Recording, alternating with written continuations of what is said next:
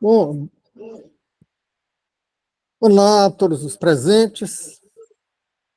Daremos início agora ao nosso estudo, que hoje abordaremos o livro de Oséias. E costumamos dar início aos nossos estudos com oração. Eu pediria ao nosso irmão Davi que nos dirigisse em oração, para que tenhamos inspiração para o estudo de hoje. Amém, meus irmãos. Vamos orar. Pai Celestial, Pai querido, muito obrigado porque as tuas misericórdias se renovaram nesta manhã. Muito obrigado por tua presença, meu Senhor. Obrigado por cada irmão e irmã que está aqui conosco. Muito obrigado, meu Senhor, porque nós estamos agora ardendo nos nossos corações em busca da tua palavra, em busca da tua orientação, de compreendermos melhor a tua palavra, Senhor. Nos abençoa, abençoa o irmão Rui. Abre nossas mentes, nossos corações, Senhor, para recebermos aquilo que o Senhor quer como propósito em nossas vidas. Muito obrigado por esta manhã, muito obrigado por tudo que o Senhor tem preparado, reservado para nós. Te agradecemos por tudo, em nome de Jesus. Amém. Amém.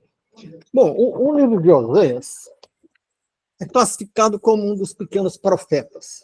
Portanto, antes do adjetivo pequeno, é um livro profético. E pequeno, eu creio que essa denominação de pequeno se refere ao tamanho dos livros. Que todos os 12 pequenos profetas são livros realmente fisicamente pequenos, pelo número de páginas. Não creio que sejam pequenos por ter uma doutrina menor, uma profecia menor. E é interessante nós situarmos algum texto, quando estudamos, no tempo e no espaço. Né? Então, o lugar onde foi que Oséias exerceu o seu ministério profético? Foi no Reino do Norte, em Israel, embora ele fosse do Reino do Sul. E aí eu não sei por que ele, sendo do Reino do Sul, ele era de uma pequena cidade situada a uns poucos quilômetros ao sul de Jerusalém, ele foi exercer o ministério profético no Reino do Norte. E quando é isso? Aí nos anos 700 a.C. A gente pode situar isso porque o livro de Oséias, embora seja um livro profético, ele tem realmente um conteúdo profético muito denso, mas ele tem alguns aspectos na forma.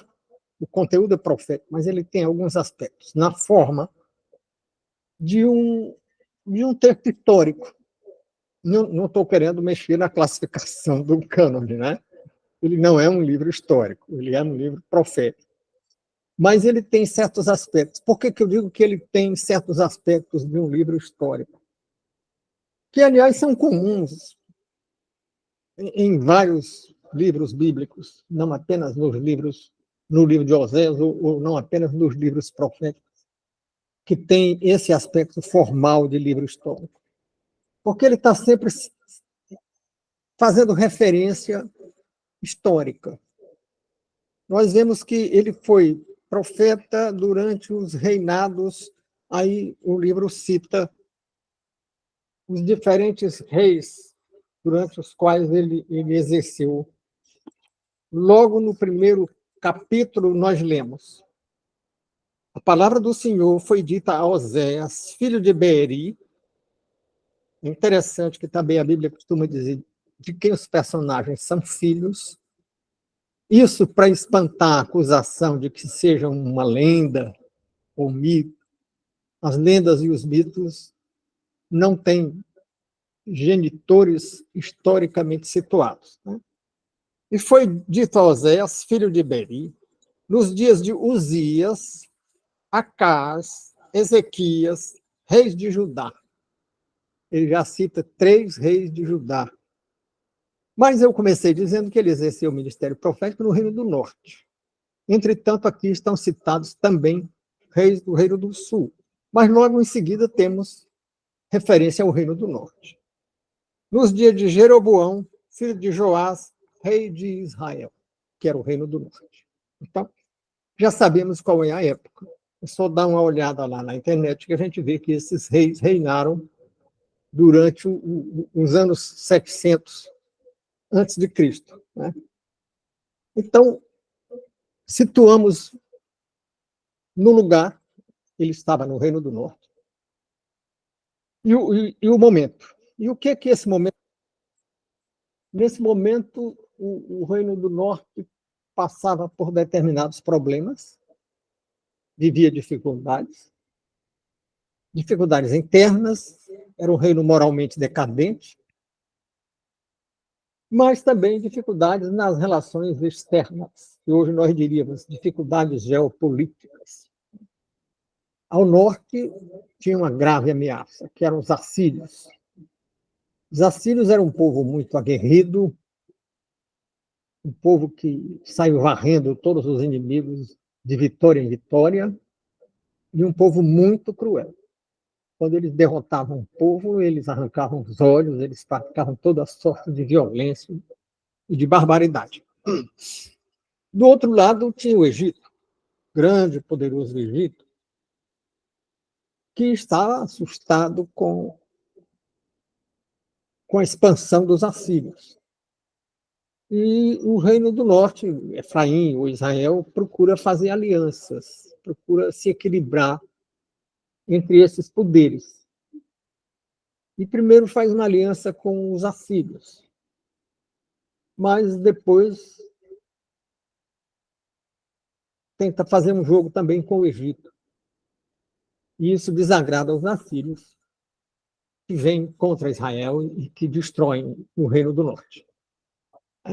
Então, nós registrávamos aqui no texto roteiro.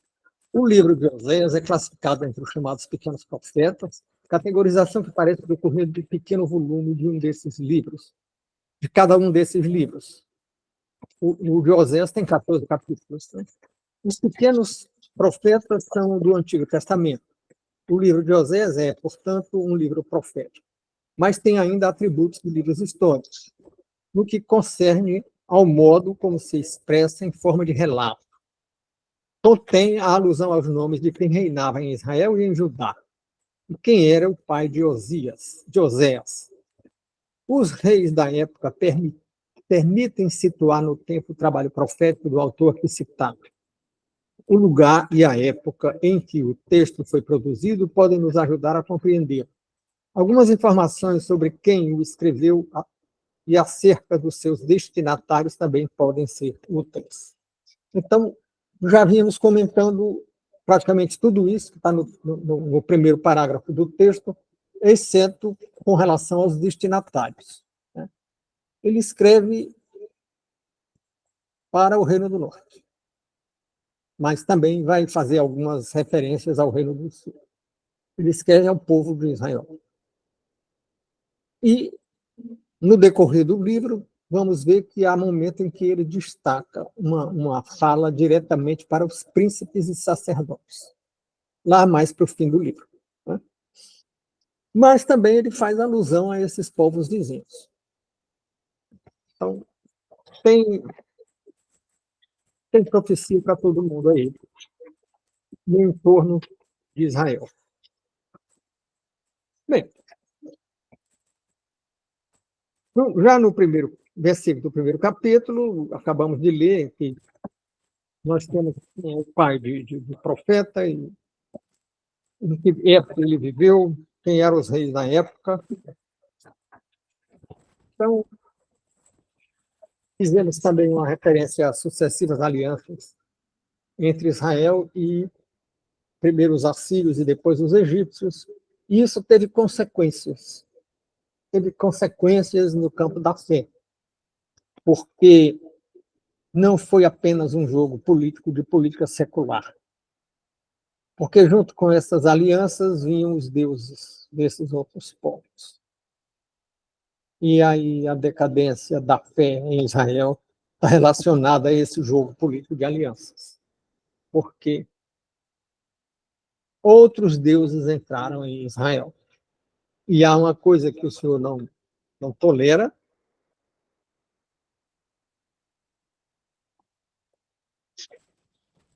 o culto a outros deuses. Isso tem um certo sentido na Bíblia de infidelidade, claro, sentido de traição.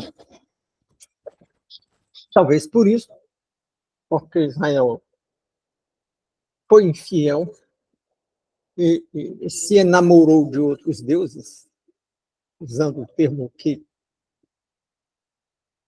simbolicamente, na verdade, ele cultuou outros deuses. Então, o profeta relata uma história de uma união com uma prostituta. É o único profeta da Bíblia toda que recebe ordem de se unir a uma prostituta, ordem divina. Isso é uma situação muito peculiar. Então, o profeta recebeu do Senhor ordem de tomar uma mulher de prostituições. E recebe a explicação de que assim é, porque a terra se prostituiu. Que terra é essa que se prostituiu? Certamente não é o planeta físico. Né? A terra que se prostituiu é a terra de Israel. É o povo de Israel, com maior responsabilidade para os príncipes e sacerdotes, como veremos ao seguir. Então, em Oséias 1:2, nós lemos o princípio da palavra do Senhor por Oséias. Vai, toma uma mulher de prostituições e os filhos de prostituições, porque a terra se prostituiu, desviando-se do Senhor.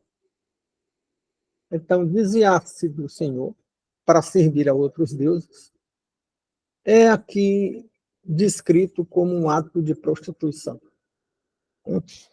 Bom, vamos passar ao largo da discussão sobre essa união de Oséias com a prostituta e esses filhos. Há uma discussão se isso é um relato histórico, se houve essa mulher, Gomer, ou se isso é apenas uma figura, uma espécie de uma parábola ou uma alegoria.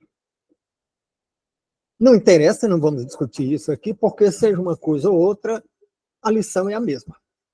Né? Então, passemos adiante. Já no versículo 3 do primeiro capítulo, nós lemos. E foi-se, e tomou Gomer, filha de Blaim, e ela concebeu e lhe deu um filho. É interessante notar que esses nomes têm significados. Ainda hoje, parece-me que na Turquia os nomes têm significados. Na antiguidade havia isso, os nomes tinham significados. Não sei se esses nomes eram dados planejados antes da criança nascer, ou logo que a criança nascia, ou se algum tempo depois que a criança nascia, com base em alguma observação ou alguma reflexão. Mas o fato é que esses nomes têm um significado. Né? Então, a mulher tem um significado de medida. Gomer, ou Gomer, era uma medida. Era uma medida que as fontes que eu consultei dizem que era usada para medir secos. Eu entendo que fossem grãos secos. Tá? Então, assim como tem o litro, tem o decilitro, tem o hectômetro, tinha essa medida, o Gomer. E é interessante que esta mulher tem o nome de medida. E a Bíblia muitas vezes fala que o Senhor aguarda, observando as transgressões do povo, ele aguarda encher a medida. A medida, quando ele anuncia uma profecia, ele diz que não é agora, porque a medida ainda não está cheia.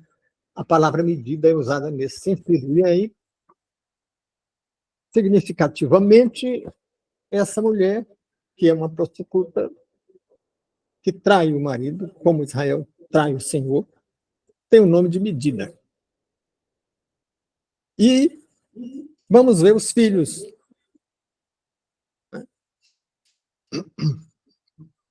O nome do pai dela significa 2 bolos. Ela é filha, vimos há pouco, ela é filha de um varão. Diblaim. Diblaim é uma palavra que significa 2 bolos, nas fontes que eu encontrei aqui. E é interessante que estamos falando de traição, de infidelidade, de duplicidade de união. Um povo que queria servir a 2 senhores, queria servir ao Deus de Abraão, de Isaac e Jacó, e queria servir aos deuses dos assírios e dos egípcios. E o pai dessa mulher, prostituta, que o Senhor manda que o profeta a tome como mulher, o pai dela se chama 2 bolos. Queriam comer 2 bolos diferentes. Mas a mulher concebeu. Lá no versículo 4, nós lemos. E disse-lhe o Senhor, põe-lhe o nome de Jezreel sobre a casa de Jeú, e farei cessar o reino da casa de Israel. Aí a conversa já sai de uma relação pessoal entre o profeta e a mulher para Israel. Porque no final do versículo 4 diz, e farei cessar o reino da casa de Israel. E é interessante, continuando aqui a especular sobre os nomes, né?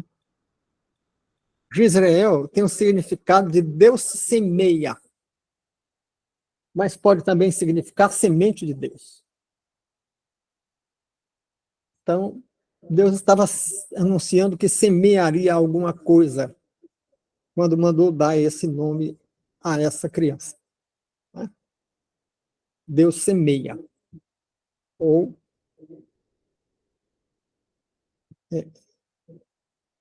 de alguma maneira, podendo significar também semente de Deus. E qual seria essa semente? É uma semente de destruição, porque logo em seguida está dito. O nome Jezreel tem o significado de Deus semeia. Ou, sim, logo ele diz. Põe-lhe o nome de Jezreel, no versículo 4. E disse-lhe o Senhor, põe-lhe o nome de Jezreel sobre a casa de Jeú, e farei cessar o reino da casa de Israel. Então a semente era para cessar o reino da casa de Israel. Pô, tem também uma alusão aí a Jeú, a casa de Jeú. Jeú, ou Jeuá, ou Jeua, significa Javé é espírito. Então, primeiro, o nome remete ao fato de que Deus semeia, ou uma semente de Deus. E segundo, o fato de que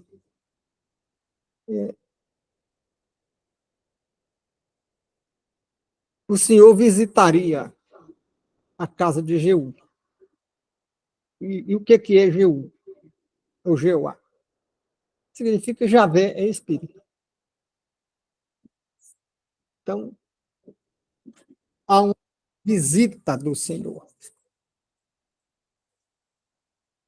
Aquele espírito de prostituição. Né? Bom, Jezreel também era um vale que servia de passagem entre o mar Mediterrâneo e o Vale do Jordão. Por ele passavam as estradas que ligavam Israel aos vizinhos, como o Egito, e nele se deram muitas batalhas. É uma planície. Planície é um lugar que facilita invasões e, portanto, ocorrem as batalhas quando as pessoas procuram se defender das invasões. Né?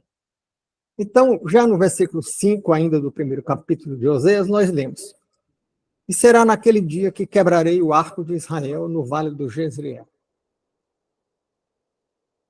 Então, havia uma promessa de que cessaria o reino de Israel. O filho da mulher, o filho da prostituição, se chamaria Jezreel, o lugar onde se daria a batalha em que Israel seria derrotado pelos assírios. Então, a profecia se revela aos poucos, primeiro introduzindo uma prostituta na revelação. Segundo, nomeando a mulher, o pai dela e os filhos. E agora estamos no nome do primeiro filho, que tem o significado de Deus semeia ou semente de Deus, e que vem acompanhado da advertência de que faria cessar, Jezreel faria cessar a causa de Israel, e de fato foi no vale com esse nome, o Vale de Jezreel, que as forças assírias derrotaram as forças de Israel. Bem, ocorre que o Egito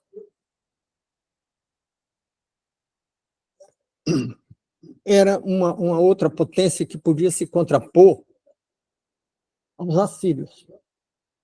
Por isso Israel tenta fazer um jogo duplo e se aliar a um e a outro, e acaba desagradando os dois, porque os assírios vieram em cima, porque se sentiram traídos na sua aliança com Israel, e o Egito não os socorreu, né? Não se sentiu forte o suficiente. E mais tarde os egípcios vão ser derrotados também pelos assírios. Então, mas no versículo 5 lemos, versículo 5 ainda do primeiro capítulo. E será naquele dia que quebrarei o arco de Israel no vale do Jezreel. A derrota de Israel está profetizada. O primeiro filho de Gomer, que quer dizer medida, tinha o nome do vale, já vimos isso. A medida tem alguns casos no sentido de limite, que não deve ser ultrapassado, né? Então, o nome da mulher tinha o nome de medida, e medida tem um limite, porque toda medida tem um momento que fica cheia, e não deve ser ultrapassada. Então, como esse livro traz duras profecias para Israel, ele está anunciando medidas cheias. E o Senhor, usando uma expressão popular, bem brasileira, o Senhor se encheu, as medidas do Senhor se encheram com Israel, né? Então, Gomer tornou a conceber. E aí teve uma filha. E deu o nome da menina de Lo-Ruama. Lo-Ruama. Que tem o significado de não tornarei mais a me compadecer da casa de Israel. O Senhor não se compadece mais. Acabou a misericórdia aí. Ou seja, a medida se encheu. Com o segundo filho adulterino de Gomer, o Gomer. E, como se não bastasse, o versículo termina dizendo, além de dizer que não se compadece, diz, mas tudo lhe tirarei. O nome de Lo-Ruama, muito sugestivamente, significa sem compaixão.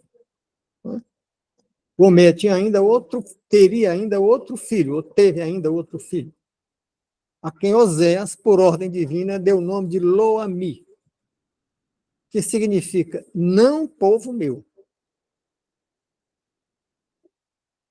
Os nomes são muito sugestivos e são profecias muito duras. Não povo meu, ou seja, não é mais meu povo.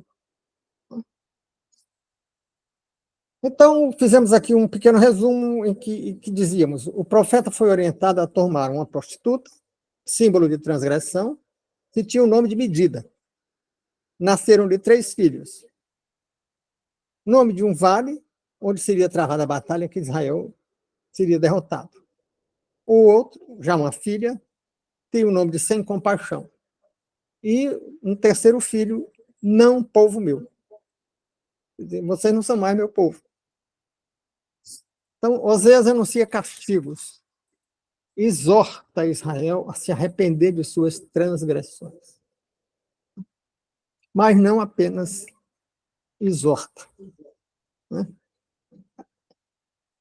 Ele consorciou-se e permaneceu com a prostituta, apesar das prostituições da mulher.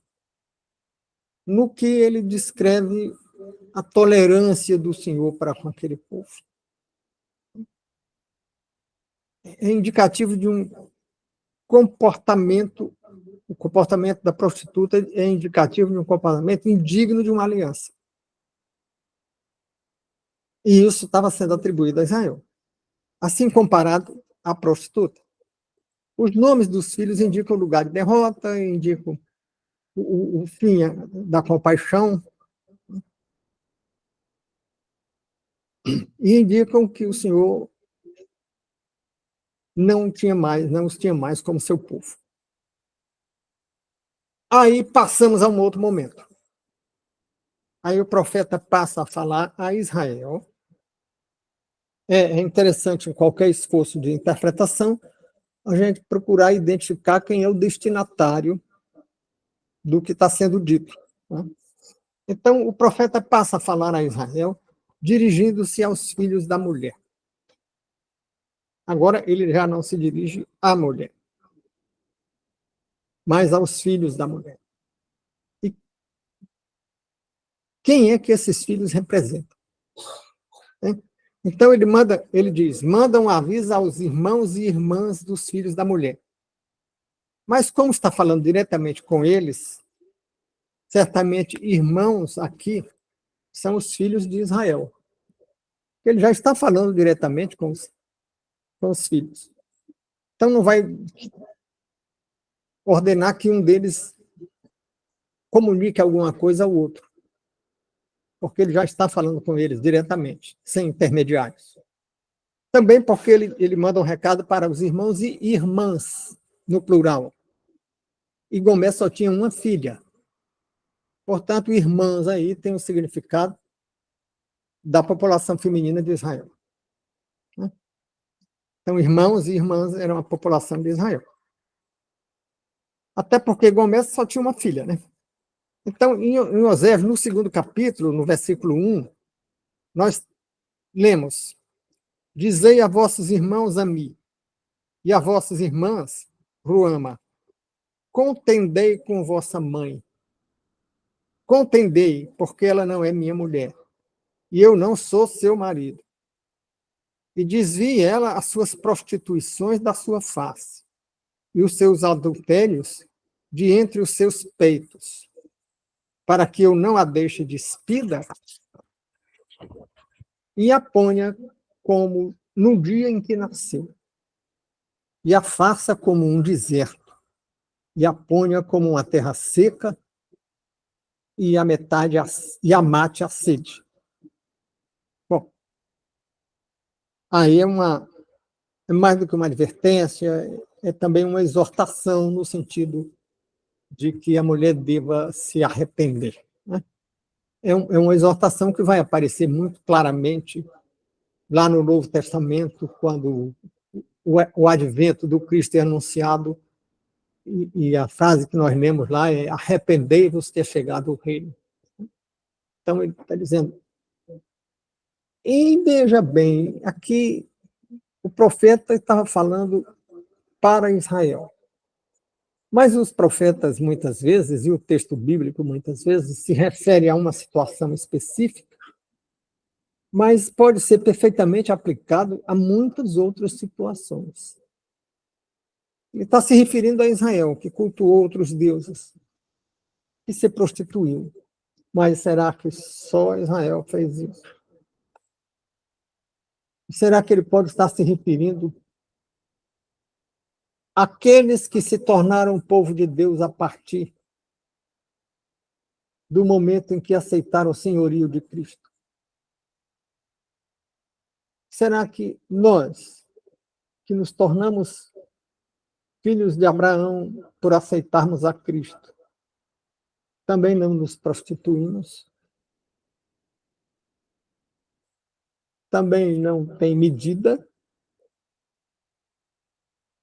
para as nossas transgressões? Claramente existe uma exortação para nos arrependermos. Né? Bom,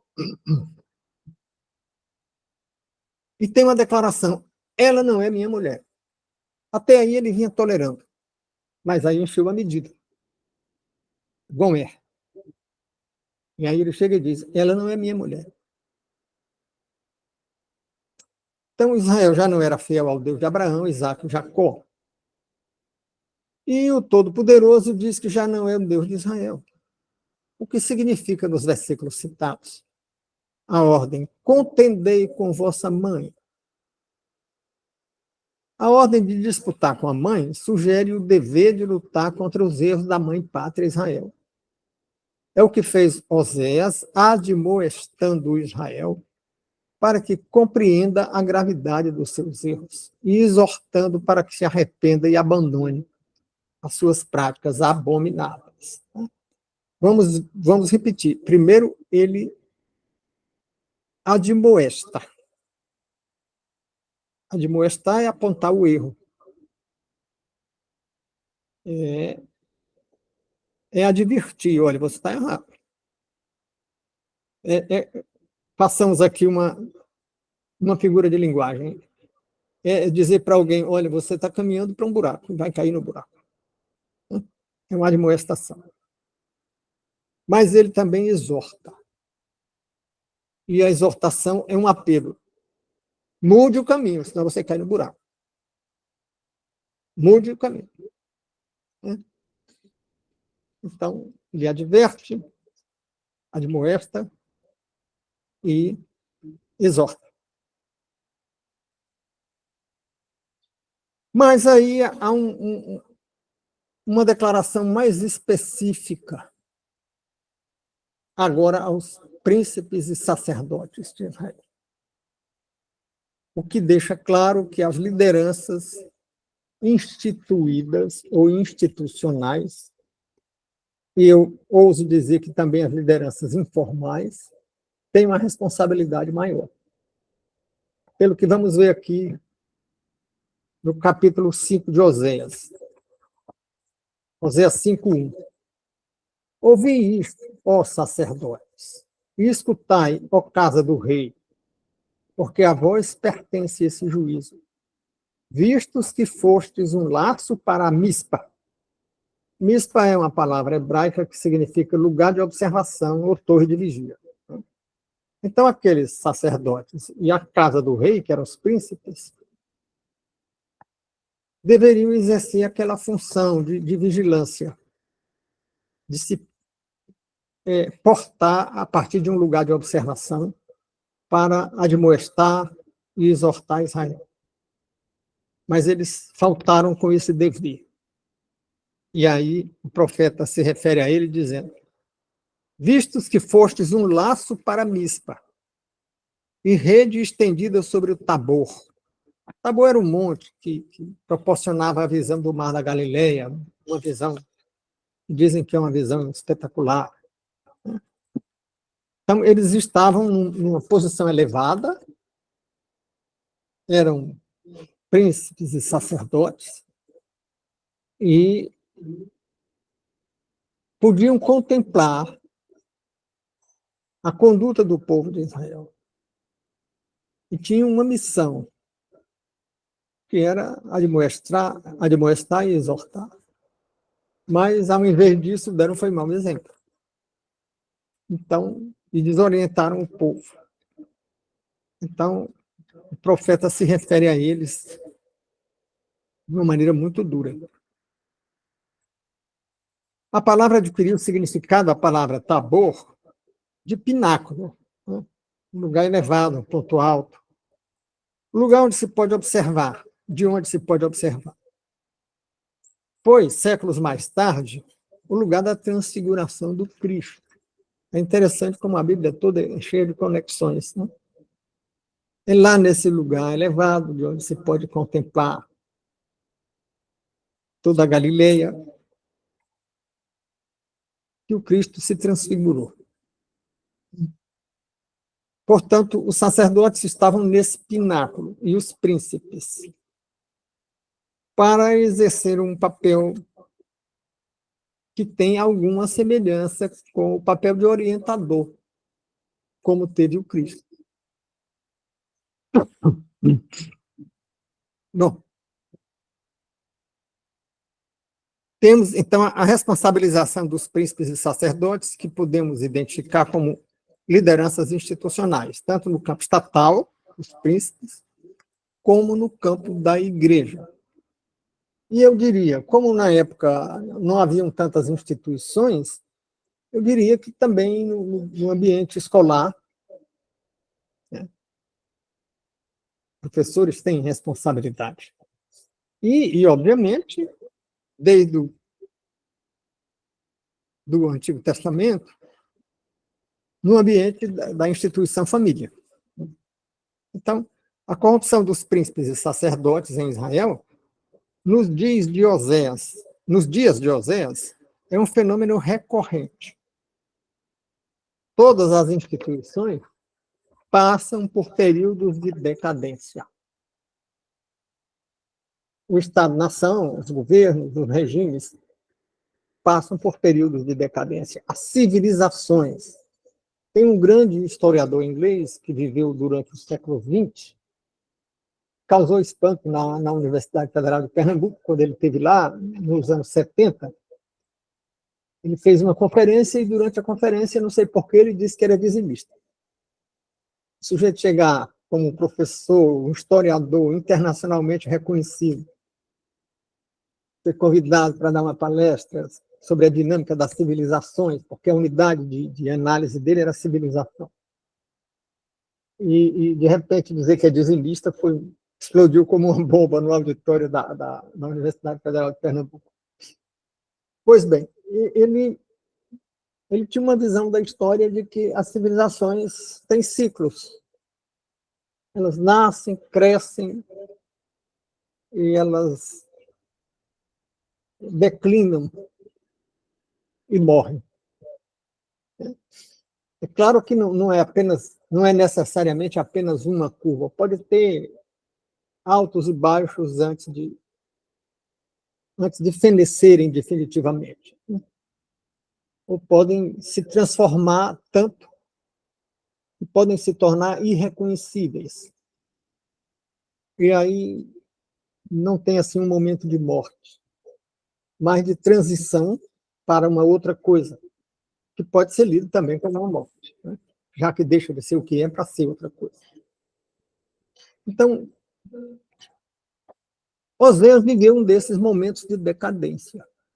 Na história de Israel antigo, a gente vê isso. Teve momentos de esplendor, teve um momento de esplendor com Davi, o Israel monárquico. Teve um momento com Davi, com Salomão, aí já o neto de Davi já não se sai bem. Começa um período de dificuldades. E depois vem reis fiéis ao Senhor e reis infiéis. E Israel passa por períodos decadentes, vai para o exílio e volta. Então, Oséias viveu num momento de decadência. Ele estava à beira do abismo, anunciando que Israel ia cair no abismo. Caiu. Né? Os assírios vieram e destruíram tudo. Então, a decadência, os ciclos de decadência, têm sido discutidos como um atributo que se repete em todas as ações, nos mais diferentes lugares. A China passou por isso, o Império Inca passou por isso, o Império Romano passa por isso, todos os povos, nas mais diferentes circunstâncias históricas, nos mais diferentes ambientes geográficos. Isso leva algumas pessoas a dizer que, no âmbito do estudo da antropologia cultural e mesmo da história, a dizer que nós temos uma natureza, que existe uma natureza humana, que nós não somos tão somente produto histórico-cultural, que por baixo desse invólucro histórico e cultural tem um pequeno núcleo que não é histórico, que é natural. Então, esse núcleo é que os que negam se debatem com isso até hoje. E, por exemplo, Rousseau vai dizer que que o homem nasce bom. E aí, num determinado momento, parece que ele está admitindo, até aí, parece que ele está admitindo que temos uma natureza humana. Mas ele diz: o homem nasce bom e a sociedade o corrompe. Aí ele já está dizendo que não tem natureza humana, porque o que era bom fica ruim, porque é produto histórico-cultural. Isso virou uma coisa dominante e as pessoas repetem isso com uma frase curta, dizendo: o homem é um produto do meio. Produto tem um sentido determinante. Produto é uma visão determinista. Ou seja, se você está num determinado meio, você vai refletir esse meio. E é estranho que isso domine tanto, porque a gente vê no mesmo meio, numa mesma família, entre irmãos, num mesmo ambiente social, irmãos terem trajetórias completamente diferentes. Então, eles não foram o produto passivo do meio. Então, houve uma interação, e a genética também diz isso. Diz que os fatores genéticos agem em interação com o ambiente. Então, há uma interação, não há uma unilateralidade. E faltou a Rousseau dizer quem é que corrompeu a sociedade, porque ele diz que o homem nasce bom, então todos os homens nascem bons. Mas tem uma sociedade que nos corrompe. Quem foi que corrompeu a sociedade? Ele não disse. Né? Ficou devendo isso e ninguém cobra. Eu não vejo nenhum autor que escreve sobre as obras do Rousseau fazendo essa cobrança. Né? A não ser que ele quisesse dizer que foi o demônio que corrompeu a sociedade. Ou que, quando ele diz o homem nasce bom e a sociedade o corrompe, ele esteja usando a palavra sociedade para substituir a palavra demônio. Mas isso não tem base em nenhum texto dele. Isso aí pode ser um esforço que alguém queira fazer para salvar o que ele disse. Né? Bom, especulando. Mas o fato é que nós temos uma outra visão bíblica.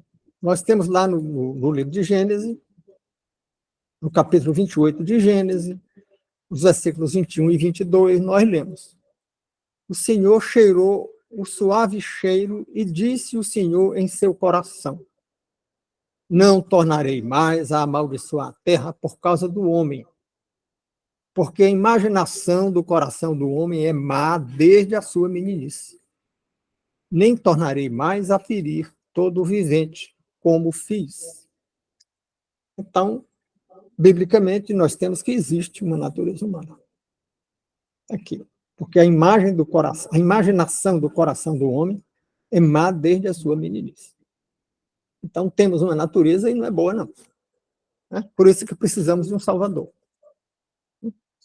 Bem, o homem se afasta do reto caminho e pratica o mal. Sofre consequências por isso. Corrompe instituições, desde as nações, os governos, as escolas, as famílias, as igrejas. O homem é capaz de corromper tudo. Tribunais. Oséias parece até dizer que Gomer e sua prole. Ele diz para a sua prole, para a mulher, recomendando ainda que digam aos seus irmãos e irmãs. Parece até dizer: olha, preciso nascer de novo. Porque se eu tenho uma imaginação má no meu coração desde a minha meninice, para superar isso eu preciso nascer de novo. Como disse Jesus. Certamente não é retornar ao ventre da mãe, como pensou aquele varão que procurava por Jesus. Mas nascer de novo pela ação transformadora do Espírito Santo. Então, finalmente nós temos que A profecia do livro de Oséias foi cumprida. Nós lemos: o dever de admoestar e exortar não deve ser negligenciado. É uma lição que o livro traz, porque Oséias não negligenciou o cumprimento dessas duas obrigações: admoestar e exortar. É uma prática difícil e, em geral, é mal compreendida. É claro que, se nós admoestamos e exortamos, muitas vezes nós vamos ser mal compreendidos. Muitas vezes. Seja no exercício das responsabilidades paterna ou materna, seja no exercício do magistério, seja numa função pública, Ministério Público, que é o chamado fiscal da lei, geralmente não é visto com muita simpatia por isso, seja no âmbito das igrejas, as lideranças e os irmãos têm esse dever, uns para com os outros, e nem sempre somos bem compreendidos por isso. Mas o fato de que nem sempre somos bem compreendidos não nos isenta dessa responsabilidade. Nós temos essa responsabilidade, ainda que muitas vezes não sejamos compreendidos. Então, os ciclos históricos de decadência se repetem sucessivas vezes em Israel. Já comentamos aqui, né? Mas vem a pergunta que eu faço: será que isso só se aplica a Israel? Não. A prostituta representa Israel, sucessivas vezes perdoada, mas sempre reincidente. Israel, por sua vez, pode representar a condição humana, conforme lemos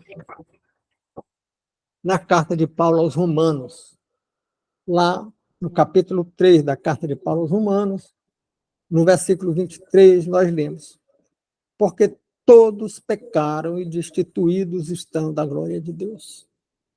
Todos. Não foi só o Gomer. Não foi só a prostituta de Oséias.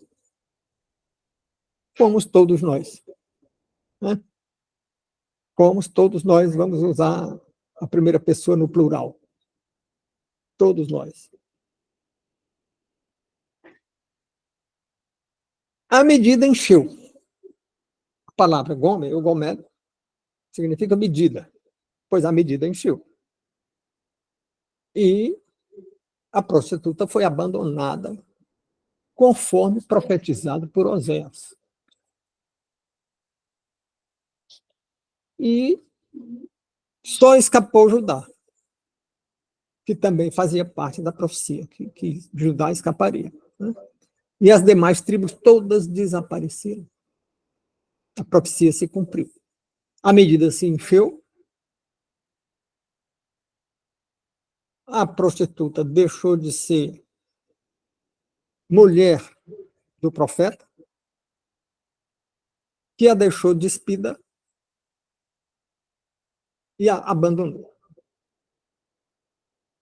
Então, a medida tem limites e o arrependimento é necessário. Então, lemos em Oséias 12:1. Efraim se apacenta de vento. Como é que alguém se apacenta de vento? Efraim é o reino do norte, Israel, com as 10 tribos e meia. Né? Efraim se apacenta de vento. Vento aqui é vazio. A gente diz, fulano está conversando água. Né? E o profeta aqui usa uma coisa ainda mais fluida e mais inconstante: vento. Israel se apacenta de vento. E segue o vento leste. Todo dia multiplica a mentira e a destruição.